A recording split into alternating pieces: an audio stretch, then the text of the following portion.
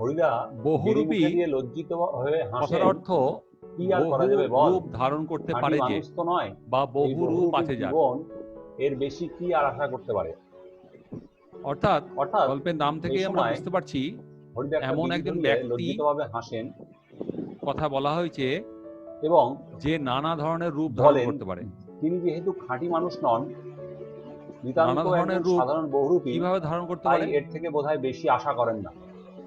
সাধারণত আসলে তথাকথিত উচ্চমানের পেশা না হওয়ার যন্ত্রণা বহুরূপী সাজা হরিদাকে কষ্ট দেয়। বর্তমান যুগেও দেখা যায় বহুরূপীর এক মতো শ্রেণীর মানুষ নিতান্ত সাধারণ জীবিকা বিভিন্ন রং হরিদাদের কখনোই মেখে বড় স্বপ্ন বিভিন্ন দেখায় না, ধরনের পোশাক পরে সমাজে তারা তাদের উচ্চ মর্যাদা দেয় না। কঠিন জীবন সংগ্রামে ছদ্মবেশ ধারণ অভ্যস্ত করে দরিদ্র এবং হরিদা মানুষের মনোরঞ্জনে এই কাজে বাস্তব লাগায়। সত্যকে বোঝেন বলেই এই যেমন বৈশাখ যন্ত্রণাদায়ক মাসের দিকে কথাগুলিকে দেখতে তিনি পাবি বলেছেন। চড়কের মেলার আগে আশা করছি তোদের গল্পটা কালীর ভালো রূপ লাগবে। ধারণ করে রাস্তায় ভালো কিছু লোক লাগলে ঘুরে বেড়ায়। চ্যানেলটিকে সাবস্ক্রাইব করিস তারপরে এবং ভিডিওটিকে গাজনের লাইক মানে করিস। ওই মনসার গানের আগে শিবের রূপ ধরে কিছু লোক ভিক্ষাবৃত্তি করে বেড়ায় রাস্তায়। অর্থাৎ বাই প্রফেশন এই সমস্ত লোকের মূল কাজটাই হলো ছদ্মবেশ ধারণ করে তার দ্বারা জীবিকা নির্বাহ করা।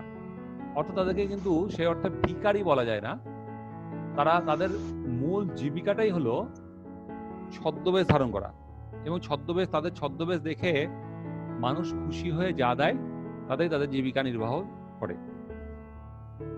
তো এই রকমই একজন ছদ্মবেশ ধারণকারী ব্যক্তি যেখানে গল্পে আমরা হরিদা নাম পাবো, সেই হরিদার গল্পই এই গল্পের বিষয়বস্তু। তার আগে আমাদের লেখক সুবোধ ঘোষ সম্বন্ধে একটু জেনে নিতে হয়। লেখক সুবোধ ঘোষের জন্ম 1909 খ্রিস্টাব্দের বর্তমান ঝাড়খণ্ড জেলার হাজারিবাগে।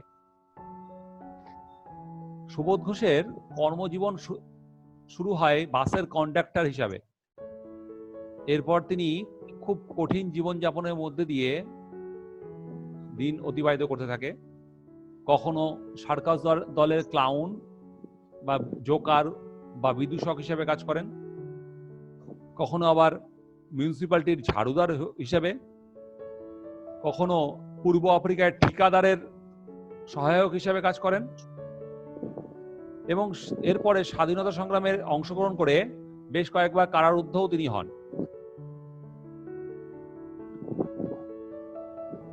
অবশেষে আনন্দবাজার পত্রিকার সঙ্গে যুক্ত হন। 1939 খ্রিস্টাব্দে শেষের দিকে ফসিল নামক গল্পের মাধ্যমে তিনি বাংলা ছোট গল্পের জগতে তার আবির্ভাব ঘটে। তো আলোচ্য বহুরূপী যে ছোট গল্পটি নেওয়া হয়েছে সেটি সুবোধ ঘোষের গল্প সমগ্রের 3য় খণ্ড থেকে নেওয়া হয়েছে।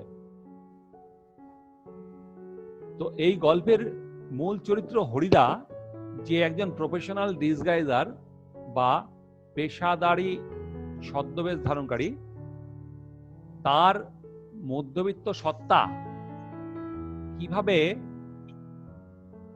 ভিক্ষাবৃত্তি অবলম্বনে বাধা দেয় এবং অসৎ প্রবৃত্তি অবলম্বনে বাধা দেয়, সেটাই আমাদের এই গল্পের বিষয়বস্তু। তো গল্পের আর পূর্বাপর দীর্ঘায়িত না করে আমরা গল্পের মূল বিষয়বস্তুর মধ্যে চলে যাচ্ছি।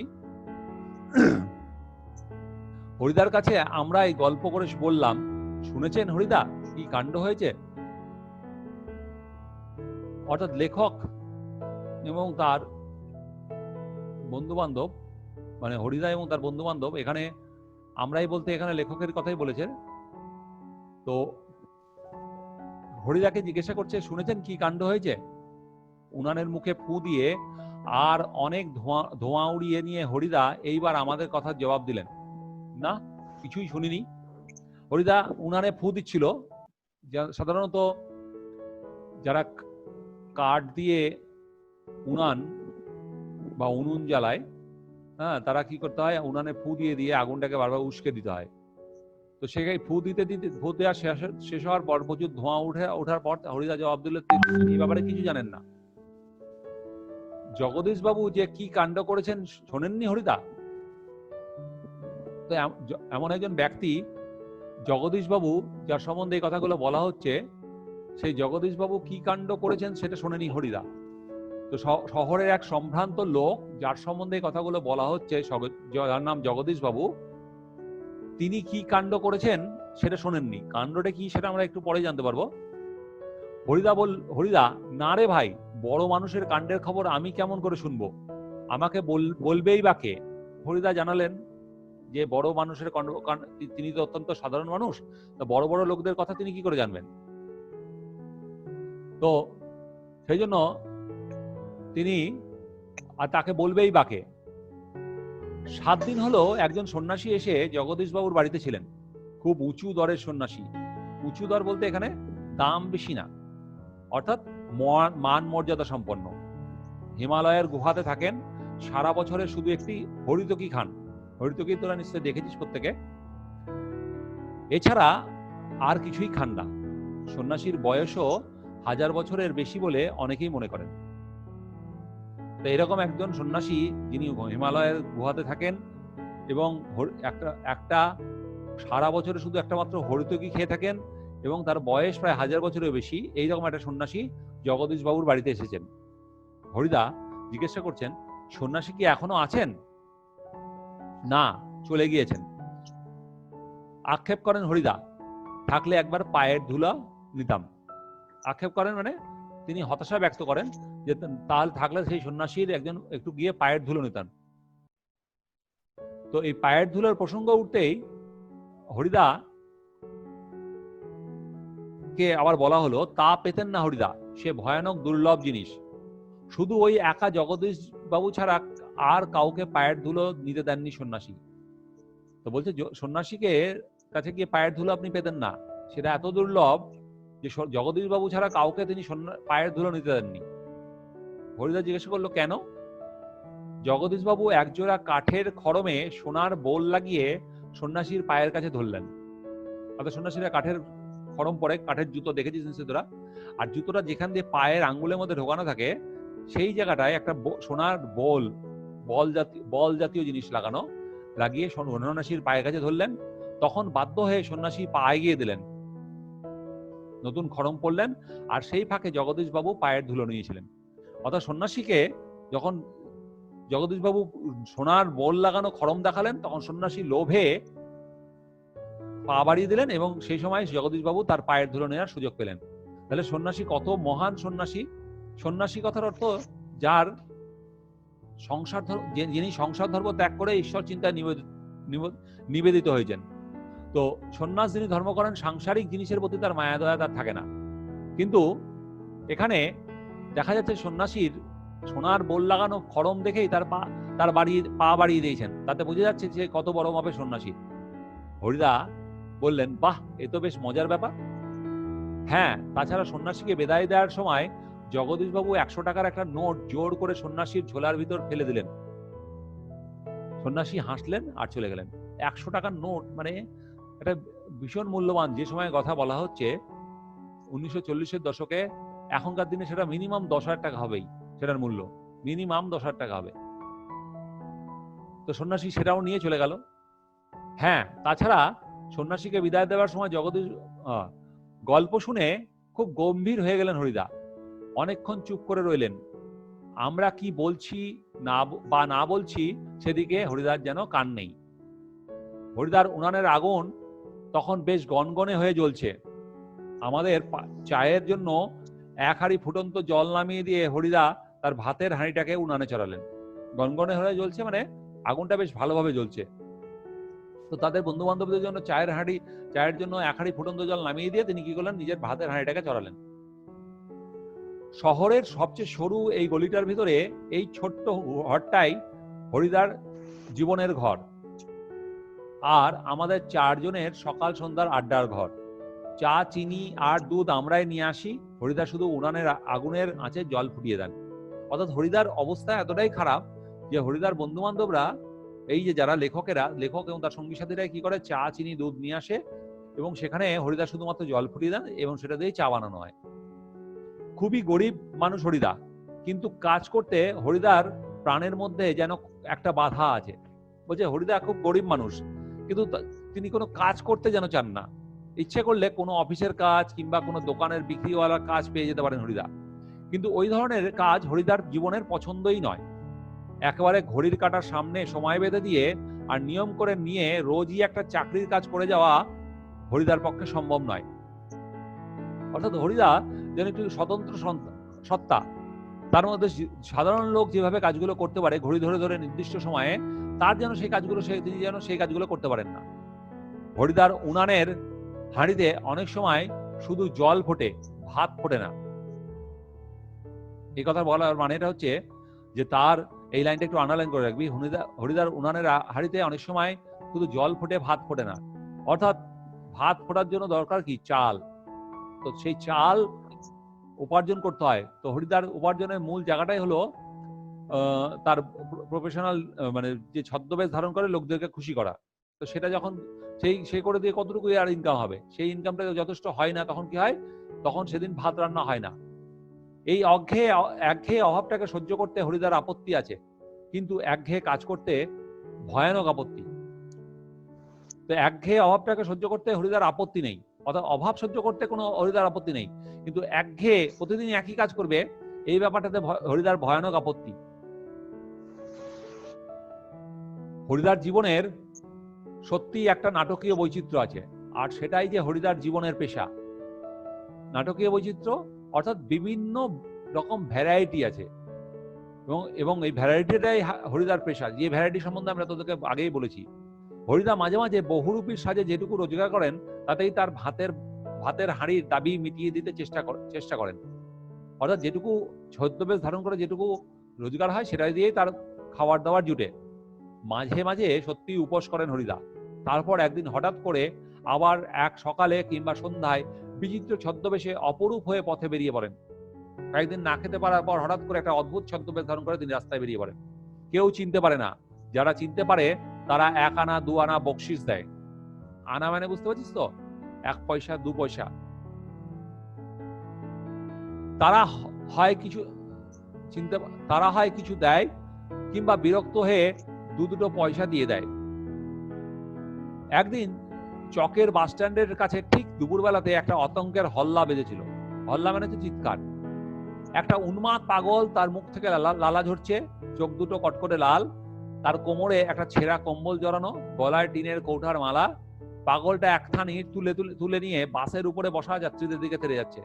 চেঁচিয়ে উঠছে যাত্রীরা, একটা পয়সাও ফেলে দিচ্ছে। একটা পাগলের বর্ণনা এখানে দেওয়া হয়েছে। একটু পরেই বাসের ড্রাইভার কাশীনাথ ধমক দেয়, খুব হয়েছে হরি, এইবার সরে পড়ো, অন্যদিকে যাও। অর্থাৎ এই যে পাগলের যে রূপ ধারণ করেছে সেটা আসলে হরিদা। এবং কাশীনাথ, বাসের ড্রাইভার কাশীনাথ তাকে ধমক দেয়, কারণ যাত্রীরা আতঙ্কিত হচ্ছে, এবং সেই জন্য কি করে, তাকে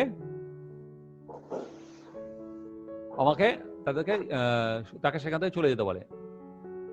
হ্যাঁ, ওটা কি বহুরূপী? ওটা কি একটা বহুরূপী? বাসের যাত্রীরা কেউ হাসে, কেউ বা বেশ বিরক্ত হয়, কেউ আর বেশ বিস্মিত। অর্থাৎ এটা যে কেউ ছদ্মবেশ ধারণ করেছে ভাবতে পেরে বাসের যাত্রীরা কেউ হাসছে, কেউ বিরক্ত হয়ে যায়, আবার কেউ অবাক হয়ে যায়। সত্যি খুবই চমৎকার পাগল সাজতে পেরেছে তো লোকটা। হরিদার জীবন এই রকম বহুরূপের খেলা দেখিয়ে এরকম চলে যাচ্ছে। এই শহরের জীবনের মাঝে মাঝে বেশ চমৎকার ঘটনা সৃষ্টি করেন বহুরূপী হরিদা। অর্থাৎ একটা ছোট্ট শহর, সেখানে জীবনের মধ্যে তেমন কোনো চাঞ্চল্য নেই। হরিদার এই বহু রূপ ধারণ, এক এক সময় এক একটা রূপ ধারণ, যেন সেটা একটা চাঞ্চল্য সৃষ্টি করেন। সন্ধ্যার আলো সবেমাত্র জ্বলেছে, দোকানে দোকানে লোকজনের ব্যস্ততা আর মুখরতা জমে উঠেছে।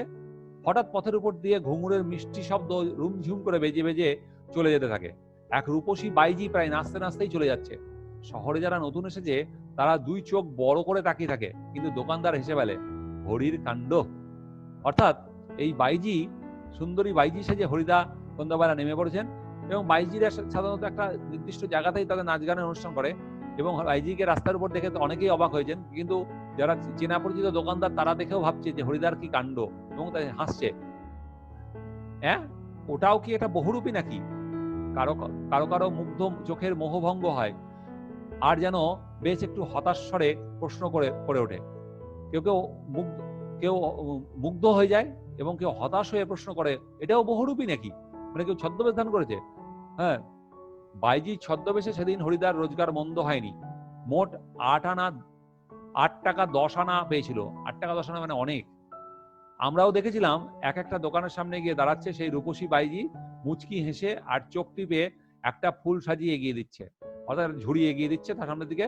দোকানদারও হেসে ফেলে একটা করে সিকি তুলে নিয়ে বাইজির হাতের ফুল জাসির মধ্যে, এখানে ভুল জাসি করেছে, ফুল সাজি হবে, ফুল সাজির মধ্যে ফেলে দেয়।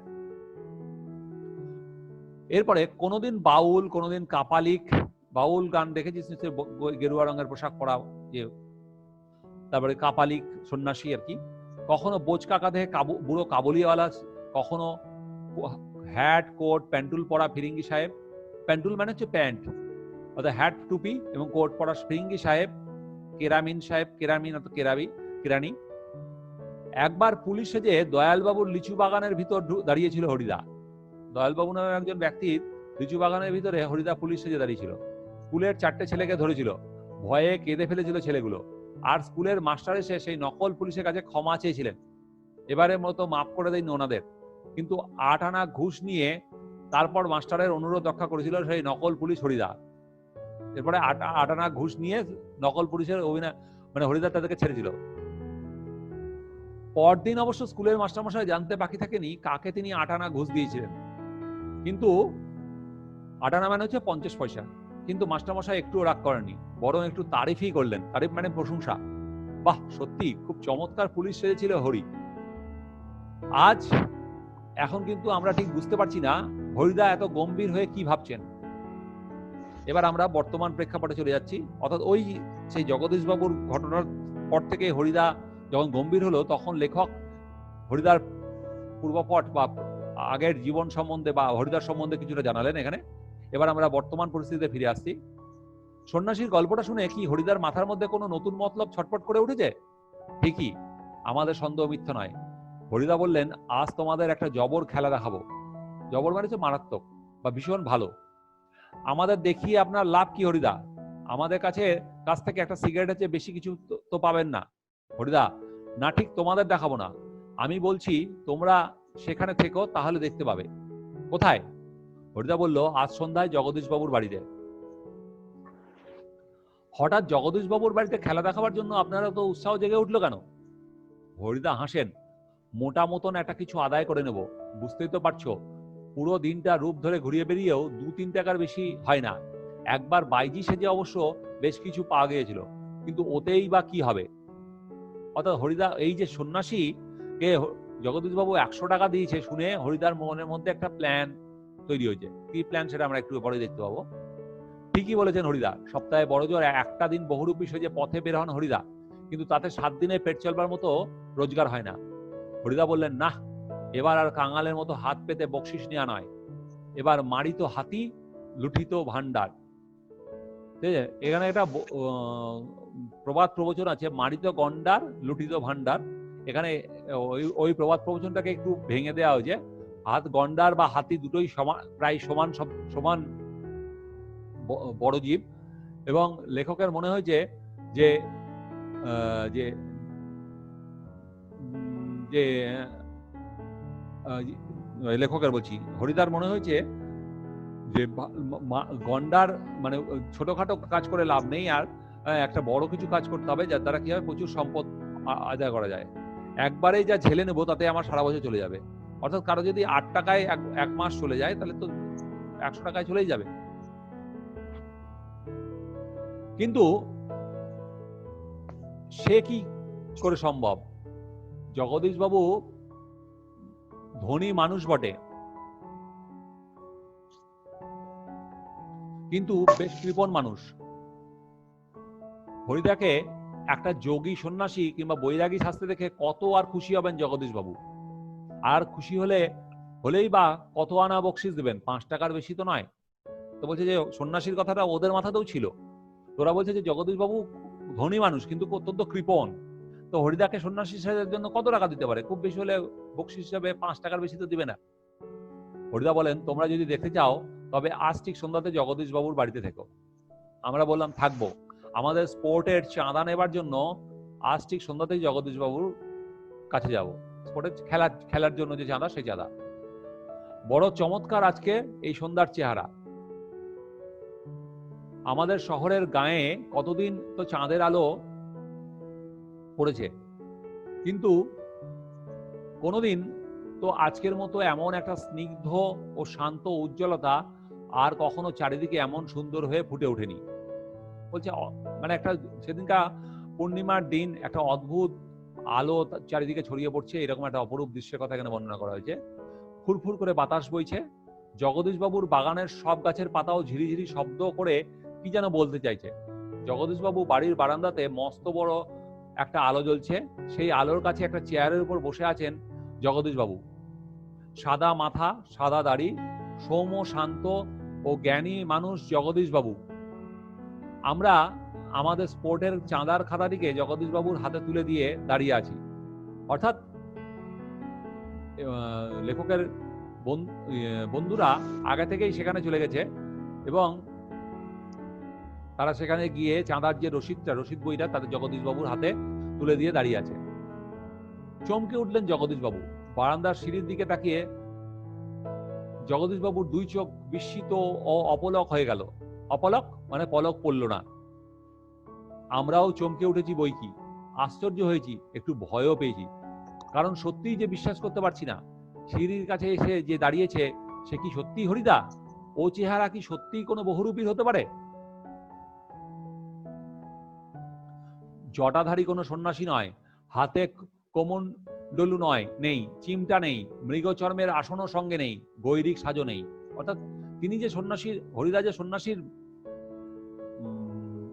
কথা বলা হয়েছে, যে সাজবে বলেছিল, তো সেই রকম সন্ন্যাসীর সাজ হয়তো হরিদা সাজেনি, বা এটাও হরিদা কিনা সেটাও আমরা দেখতে পাবো গল্পের শেষে। তো তার সন্ন্যাসীর হাতে যে কমণ্ডলু বা ঘটি বিশেষ থাকে, চিমটে একটা থাকে বড় ধরনের, দেখবি মৃগচর্ম অর্থাৎ হরিণের চামড়ার যে আসন সেগুলোও নেই, এবং গৈরিক বস্ত্র অর্থাৎ গেরুয়া রঙের বস্ত্রও নেই তার গায়ে। আদুর গা অর্থাৎ খোলা গা, এবং তার উপর একটা ধবধবে সাদা উত্তরীয় চাদর, পরনে ছোট বহরের একটা সাদা থান, এবং গায়ে নিচের দিকে সাদা রঙের একটা থান, মানে কাপড়, সাদা কাপড় বিশেষ পরে আছে। মাথায় ফুরফুর করে উঠছে শুকনো সাদা চুল, ধুলো মাখা পা, হাতে একটা ঝোলা, আর সেই ঝোলার ভিতরে শুধু একটা বই, গীতা। আর চিরাচরিত সন্ন্যাসী থেকে সম্পূর্ণ আলাদা তার পোশাক, অর্থাৎ নিচের দিকে একটা সাদা ধুতির বিশেষ, এবং গায়ে একটা সাদা চাদরের মতো পড়ে আছে, এবং একটা ঝোলা, এবং এই ঝোলার মধ্যে একটা গীতার বই, এবং তার চুলগুলো সাদা এবং সেটা ফুরফুর করে উঠছে। গীতা বের করে কি যেন দেখলেন এই আগন্তুক, তারপর নিজের মনেই হাসলেন। আগন্তুক এই মানুষটিকে যেন এই জগতের সীমার ওই পার ওপার থেকে হেঁটে হেঁটে চলে এসেছেন, এবং তাকে দেখে মনে হচ্ছে যেন সে কোনো এক অজানা জগৎ থেকে চলে এসেছেন। অর্থাৎ কল্পনা করেছেন এই জগতের শীর্ণ শরীরটাকে প্রায় অশরীরী একটা চেহারা বলে মনে হয়। অর্থাৎ রোগা যে শরীরটা, তাকে মনে হয় অশরীরী চেহারা, অশরীরী অর্থাৎ যার শরীর নেই, যার অনেক ভূতকে বলা হয় অশরীরী। কিন্তু অদ্ভুত উদাত্ত শান্ত উজ্জ্বল একটা দৃষ্টি এই আগন্তুকের চোখ থেকে ঝরে পড়ছে। অর্থাৎ কিন্তু তার দৃষ্টিটা অদ্ভুত শান্ত ধরনের এবং উজ্জ্বল, চোখ দিয়ে যেন জ্যোতি বেড়াচ্ছে। উঠে দাঁড়ালেন জগদীশবাবু। আসুন। জগদীশবাবু সেই সন্ন্যাসীকে দেখে স্বাগত জানালেন আসার জন্য। আগন্তুক হাসেন। আপনি কি ভগবানের চেয়েও বড়? এই জায়গাটা একটু আন্ডারলাইন করে রাখবি। তাকে জিজ্ঞেস করলেন জগদীশবাবু, আপনি কি ভগবানের চেয়েও বড়? জগদীশবাবু কিছু ভেবে বলেন, কেন আপনি এই কথা বলছেন মহারাজ? আমি মহারাজ নাই, আমি এই সৃষ্টির মধ্যে এক কণা ধুলি। আমি সৃষ্টির মধ্যে এক কণা ধুলি, আন্ডারলাইন। এই জায়গা থেকে কোশ্চেন হয়। অর্থাৎ এই বিশ্ব ব্রহ্মাণ্ডে যে মহান সৃষ্টি, সেই সৃষ্টির মধ্যে সেই ব্যক্তি কত ক্ষুদ্র। একজন মহান জ্ঞানী ব্যক্তি এই ধরনের কথা বলতে পারে, সেই কথাই তিনি বলেছেন। কিন্তু আপনি বোধহয় 11 লক্ষ টাকার সম্পত্তির অহংকারে নিজেকে ভগবানের চেয়েও বড় বলে মনে করেন। এবং সন্ন্যাসী কোনোভাবে জানতে পেরেছিল যে তার কাছে 11 লক্ষ টাকার সম্পত্তি আছে। এটা জানাই স্বাভাবিক। সেটা যদি হরিদা হয় তাহলে অবশ্যই সেটা জানা স্বাভাবিক। তাই ওখানে দাঁড়িয়ে আছেন, নেমে আসতে পারছেন না। যেহেতু জগদীশবাবু চেয়ার থেকে নেমে আসেনি, চেয়ারের মধ্যে দাঁড়িয়ে আছেন, সেহেতু তিনি কি করেছেন, তাই বলছেন যে ওখানেই দাঁড়িয়ে আছেন আপনার সম্পত্তির অহংকারে, নেমে আসতে পারছেন না। সেই মুহূর্তেই সিঁড়ি ধরে নেমে যান জগদীশবাবু। আমার অপরাধ হয়েছে, আপনি রাগ করবেন না। আগন্তুক আবার হাসেন। আমি বিরাগী, রাগ নামে কোনো রিপু আমার নেই। সে ছিল একদিন, সেটা পূর্বজন্মের কথা। অর্থাৎ বিরাগী অর্থাৎ সন্ন্যাসী, রাগ নামে কোনো রিপু আমার নেই। রিপু কথার অর্থ, শব্দের অর্থ শত্রু। মানুষের কাম, ক্রোধ, লোভ, মদ, মোহ, মাৎসর্য, এইগুলো হচ্ছে মানুষের সবচেয়ে বড় শত্রু। একজন প্রকৃত সন্ন্যাসীর এই যে কাম, ক্রোধ, লোভ, মদ, মোহ, মাৎসর্য এইগুলো থাকে না। এগুলোর উপরে যেতে পারলেই তাহলে সে প্রকৃত সন্ন্যাসী হতে পারবে। কিন্তু গল্পে বর্ণিত আগেকার যে সন্ন্যাসী, সে কিন্তু সোনার বোল লাগানো যে খড়ম, সেই খড়ম দেখে লোভে পা বাড়িয়ে দিয়েছিল। তো বলছে সেই রিপুগুলো আমার আগের জন্মে ছিল। জগদীশবাবু বললেন বলুন এখন আপনাকে কিভাবে সেবা করব? বিরাগী বলেন, ঠান্ডা জল চাই, আর কিছু না। ঠান্ডা জল খেয়ে নিয়ে হাঁপ ছাড়লেন বিরাগী।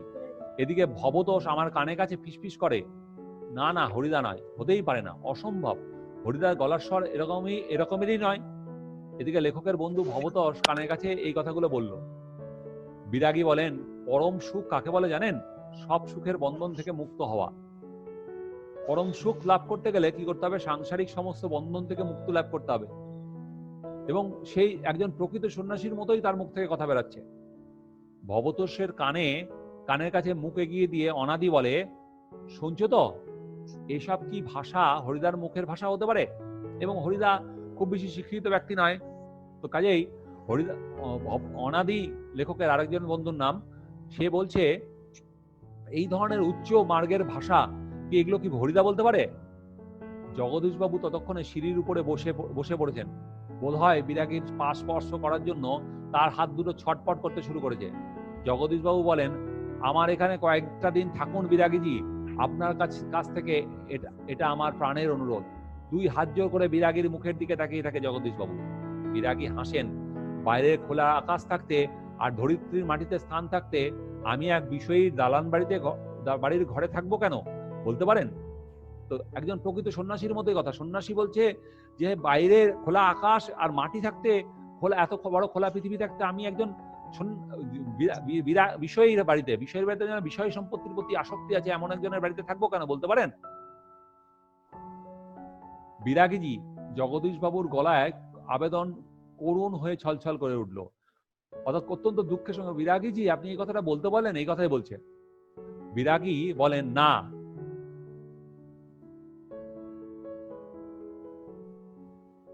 আপনার এখানে জল খেয়েছি, এই যথেষ্ট, পরমাত্মা আপনার কল্যাণ করুন। কিন্তু আপনার এখানে থাকা আমার পক্ষে সম্ভব নয়। জগদীশবাবু, তবে অন্তত একটু কিছু আজ্ঞা করুন। যদি আপনাকে কথাটা দিয়ে হচ্ছে এখানে বলতে যাচ্ছে যে যদি আপনার কিছু সেবা করতে পারি। বিরাগী যখন বলছে, না না, আমি যার কাছে পড়ে আছি তিনি আপনার চেয়ে কিছু কম নয়, কাজেই আপনার কাছে আমার তো কিছু চাইবার দরকার হয় না। বলছে, বিরাগী বলছে, আমি যার কাছে আশ্রয় নিয়েছি তিনি আপনার থেকে কোনো অংশেই কম নয়, কারণ আপনার কাছ থেকে আমার কোনো কিছু চাওয়ার দরকার নেই। জগদীশবাবু বলছে, তবে কিছু উপদেশ শুনিয়ে যান বিরাগীজি, নইলে আমি শান্তি পাবো না। বিরাগী তখন বলছে, ধন জন যৌবন কিছুই নয় জগদীশবাবু, ওসব হলো সুন্দর সুন্দর এক একটি বঞ্চনা। অর্থাৎ ধন সম্পত্তি, জনবল, যৌবন সবকিছুই আপেক্ষিক। সুন্দর সুন্দর বঞ্চনা অর্থাৎ আপেক্ষিক। মন প্রাণের সব আকাঙ্ক্ষা নিয়ে শুধু একজনের আপন হতে চেষ্টা করুন, যাকে পেলে এই সৃষ্টির সব ঐশ্বর্য পাওয়া হয়ে যায়। বলছে, এবং মন প্রাণ দিয়ে শুধু একজনের আপন হওয়ার চেষ্টা করুন, অর্থাৎ ঈশ্বরের পায়ে নিজেকে সম্পূর্ণভাবে নিবেদন করে দিন, এবং তাকে পেলে ঈশ্বরের সমস্ত সম্পত্তি পাওয়া হয়ে যাবে। এই বলে বলল, আচ্ছা আমি চলি। জগদীশবাবু বলেন, আপনি একটা মিনিট থাকুন বিরাগীজি। সিঁড়ির উপরে অচঞ্চল হয়ে 1 মিনিট দাঁড়িয়ে রইলেন বিরাগীজি। আর চাঁদের আলোয় চেয়েও স্নিগ্ধ হয়ে এক জ্যোৎস্না যেন বিরাগীর চোখ থেকে ঝরে পড়ছে। অর্থাৎ সেই সন্ন্যাসীর চোখ থেকে যেন অদ্ভুত একটা চাঁদের আলোর যে জ্যোৎস্নার মতো যে আলো, অত্যন্ত স্নিগ্ধ আলো, সেই রকম আলো যেন সেই সন্ন্যাসীর চোখ থেকে ঝরে পড়ছে। ভবতোষ ফিসফিস করে, না না, ওই চোখ কি হরিদার হতে পারে? অসম্ভব। জগদীশবাবুর হাতে একটা থলি, থলির ভিতরে নোটের তারা। বিরাগীর পায়ের কাছে থলিটাকে রেখে দিয়ে ব্যাকুল স্বরে প্রার্থনা করেন, জগদীশবাবু, এই প্রণামী, এই সামান্য 100 টাকা গ্রহণ করে আমাকে শান্তি দান করুন বিরাগীজি। আপনার তীর্থ ভ্রমণের জন্য আমি এই টাকা দিলাম। বিরাগী হাসেন, আমার বুকের ভিতরেই যে সব তীর্থ, ভ্রমণ করে দেখবার তো আর দরকার পড়ে না।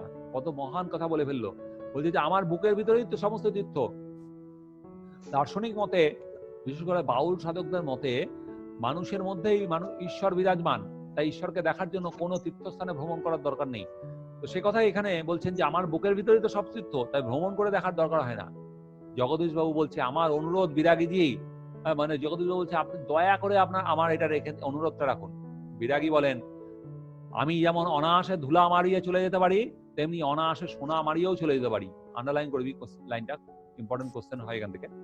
অর্থাৎ তিনি বললেন যে আমি যেরকম ধুলাকে অনায়াসে মারিয়ে যেতে পারি কোন রকম অনায়াসে, মানে পরিশ্রম বা কষ্ট ছাড়াই, সেরকম সোনাকেও মারিয়ে যেতে পারি। অর্থাৎ ধুলা এবং সোনার মধ্যে আমার কাছে কোনো পার্থক্য নেই। বলতে বলতে সিঁড়ি থেকে নেমে গেলেন বিরাগী। 100 টাকার থলিটা সিঁড়ির উপরেই পড়ে রইল, সেদিকে ভুলেও একবার তাকালেন না বিরাগী। কি করছেন হরিদা, কি হলো? কই, আজ যে বলেছিল জবর খেলা দেখাবেন, সে কথা কি ভুলেই গেলেন? আজকের সন্ধ্যাটা ঘরে বসিয়ে কাটিয়ে দিলেন কেন? হ্যাঁ, এবার লেখকের বন্ধু বান্ধব বা লেখকরা আলোচনা করছে, তিনি তো এসে, হরিদা তো এসে এখানে খেলা দেখাবেন বলেছিলেন, তিনি কি আসলেন না, ঘরে বসে কাটিয়ে দিলেন? বলতে বলতে আমরা সবাই হরিদার ঘরের ভিতরে ঢুকলাম। লেখকের বন্ধু বান্ধব, লেখকরা গিয়ে হরিদার ঘরের ভিতরে ঢুকলো। হরিদার উনানের আগুন তখন বেশ গনগন হয়ে জ্বলছে। উনানের উপর হাঁড়িতে চাল ফুটছে, আর একটা বিড়ি ধরিয়ে নিয়ে হরিদার চুপ করে বসে আছেন। আমাদের দেখতে পেয়ে লজ্জিত ভাবে হাসলেন। কি আশ্চর্য, চমকে উঠলেন ভবতোষ।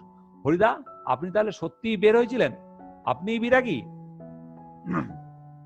হরিদা হাসেন, হ্যাঁ রে ভাই, ওই তো সেই সাদা উত্তরীয়টা পড়ে রয়েছে মাদুরের উপর, আর সেই ঝোলাটা, আর সেই গীতাটা। অনাদি বলে, এ কি কাণ্ড করলেন হরিদা, জগদীশ বাবু তো অত টাকা সাধলেন, অথচ আপনি একেবারে খাঁটি সন্ন্যাসীর মতো সব তুচ্ছ করে সরে বললেন। হরিদা বলল, কি করব বল, ইচ্ছে হলো না, শত হোক। ভবতোষ বলছে, কি? হরিদা বলছে, শত হোক, একজন বিরাগী সন্ন্যাসীর হয়ে টাকা ফাঁকা কি করে স্পর্শ করি বল, তাতে যে আমার ঢং নষ্ট হয়ে যায়। ঢং বা ছলাকলা, অর্থাৎ হরিদাস কতটা প্রফেশনাল বা কতটা পেশাদার ছদ্মবেশীতে, যে সে একজন সন্ন্যাসীর ছদ্মবেশ ধারণ করেছে। তো সন্ন্যাসীর আসল চরিত্র হলো সমস্ত সংসারের জিনিসের প্রতি মায়া ত্যাগ করা, কোন সাংসারিক জীবনের জিনিসের প্রতি কোন রকম আসক্তি তৈরি না হওয়া। তো এখানে হরিদা যেহেতু সন্ন্যাসীর রূপ ধারণ করেছে, সেই জন্য তার পেশাদারিত্ব এতটাই উচ্চ লেভেলের যে তিনি কি করেছেন, সেই জন্য কোন রকম টাকা স্পর্শ করেনি। এখানে একটা জিনিস খুব ভালো করে লক্ষ্য করে দেখতে পাবি, হরিদা সন্ন্যাসীর রূপ ধারণ করে সন্ন্যাসীর মতো চরিত্র, তার মধ্যে সন্ন্যাসীর মতো চরিত্র আরোপ হয়েছে। আর জগদীশবাবুর বাড়িতে যে সন্ন্যাসী এসেছিল, সে তার মধ্যে বহুরূপীর মতো চরিত্র দেখা দিয়েছে। অর্থাৎ হরিদা বহুরূপী হয়েও আসল সন্ন্যাসীর মতো কাজ করেছে। আর ওই সেই সন্ন্যাসী যে সন্ন্যাসী হয়েও বহুরূপীর মতো কাজ করেছে। কি অদ্ভুত কথা বললেন হরিদা। হরিদার এ কথার সঙ্গে তর্ক চলে না। আর বুঝতে অসুবিধা নেই, হরিদার জীবনের ভাতের হাঁড়ি শুধু মাঝে মাঝে জল ফুটিয়েই সারা হবে।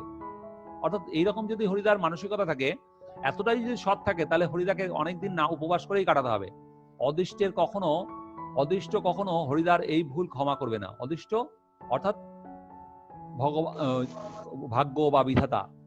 অনাদি বললেন, কিন্তু আপনি কি জগদীশবাবুর কাছে গিয়ে আর কখনো হেসে ওঠেন হরিদা, যাবই তো, না গিয়ে উপায় কি, গিয়ে অন্তত বকশিসটা তো দাবি করতে হবে। বলছে, অনাদি জিজ্ঞেস করলো, আপনি কি জগদীশবাবুর কাছে গিয়ে আর কখনো বকশিস চাইবেন? হরিদা বললো, যাবো তো, গিয়ে বকশিসটা তো নিয়ে আসতে হবে আজকের জন্য। বকশিস? চেঁচিয়ে ওঠে ভবতেশ, সেটা তো বড় জোর 8 আনা কিংবা 10 আনা। হরিদা বিড়ি মুখে দিয়ে লজ্জিত হয়ে হাসেন, কি আর করা যাবে বল, খাঁটি মানুষ তো নয়, এই বহুরূপী জীবন, এর বেশি কি আর আশা করতে পারে। অর্থাৎ এই সময় হরিদা একটা বিড়ি ধরিয়ে লজ্জিতভাবে হাসেন এবং বলেন, তিনি যেহেতু খাঁটি মানুষ নন, নিতান্ত একজন সাধারণ বহুরূপী, তাই এর থেকে বোধহয় বেশি আশা করেন না। আসলে তথাকথিত উচ্চমানের পেশা না হওয়ার যন্ত্রণা বহুরূপী সাজা হরিদাকে কষ্ট দেয়। বহুরূপীর মতো নিতান্ত সাধারণ জীবিকা হরিদাদের কখনোই বড় স্বপ্ন দেখায় না, সমাজে উচ্চ মর্যাদা দেয় না। কঠিন জীবন সংগ্রামে অভ্যস্ত দরিদ্র হরিদা এই বাস্তব সত্যকে বোঝেন বলেই এই যন্ত্রণাদায়ক কথাগুলিকে তিনি বলেছেন। আশা করছি তোদের গল্পটা ভালো লাগলো। ভালো লাগলে চ্যানেলটিকে সাবস্ক্রাইব করিস এবং ভিডিওটিকে লাইক করিস।